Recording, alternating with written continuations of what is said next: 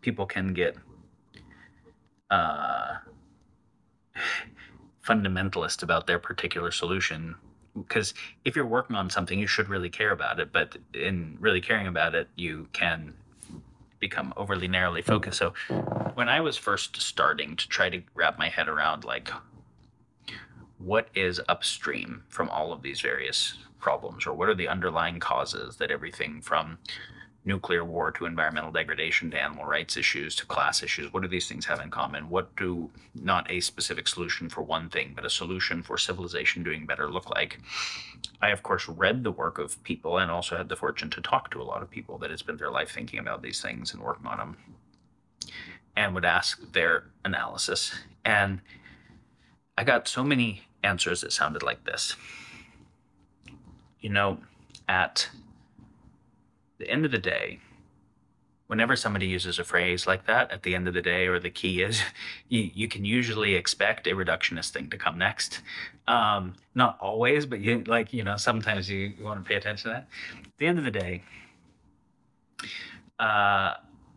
really the thing we have to shift is the economy, because perverse economic incentive is under the whole thing. There's no way that as long as you have a for-profit military industrial complex as the largest block of the global economy, that you could ever have peace. There's an anti-incentive on it as long as there's so much money to be made with mining, et cetera. Like, we have to fix the nature of economic incentive. And I'd be nodding. I'm like, this makes perfect sense, right? And then somebody else would be like, the core of the thing that we have to address is education.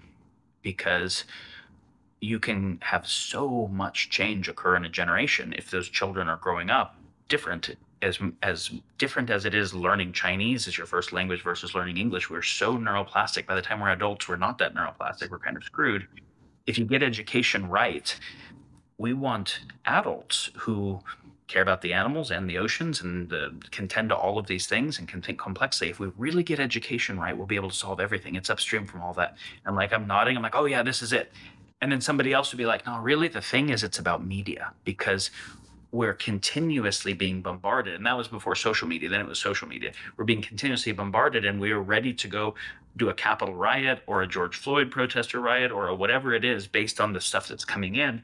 If we could change the media environment of what people were intaking, it would change all of these things. And then someone else is like, no, the thing is, really, at the end of the day, it's about government and law, and how do we get that right? Because the economic incentive wouldn't be that same issue if we could govern it properly. If we could force the internalization of the price of carbon and get carbon pricing properly and get costs of everything proper, all that would be fixed. But we have to do that through law. So how do we fix governance and law? And then somebody else would be like, you can't, because law is written by lobbyists that get paid for by somebody, and wherever the economic motive is what's going to pay for that, which is why you have to think about economics and law together. So the key is political economy, and how do you get that? So, and on and on. People would say, no, really the key is actually parenting. What we've really got to do is restore the family, because before education, by the time that kid goes to school at 5 or 6, that so much of their identity and psyche and value system is already set. It happens early on. We have to actually change the entire culture to have parenting emphasize raising better kids from the beginning. And what I came to learn is they were all right. Right? Somebody else would be, everything you're saying is so anthropocentric. The key is the fucking environment, because we're none of us are anything without the environment. Like, you have to prioritize that. Everything else doesn't matter that much. And what is an economy? Like, we can breathe without money. We can't breathe without air. And so be less anthropocentric and focus on the integrity of the environment, because that's upstream from everything. And so what I learned was the answer to all of the problems is all of the solutions. There is not a theory of change. There's an ecology of theories of change. It's so often when someone says, what is the solution? It sounds like someone saying, like, what species is the forest? Like, I don't know what you're even asking. Like, a forest is lots of species, lots and lots. And if it's an old growth forest, it's even more complexly interacting. So what is the solution? There's not a solution. There's lots of things that need to happen. So if anything, I want patterns of how to think about it, and I want frameworks for how to think about it, and I don't want people to attach to those frameworks, because they'll be useful but also limiting. And to realize the cultural aspects do involve education and media and parenting and religion and lots of other things, and the structure of cities, and and the political economy aspects involve lots of things. And so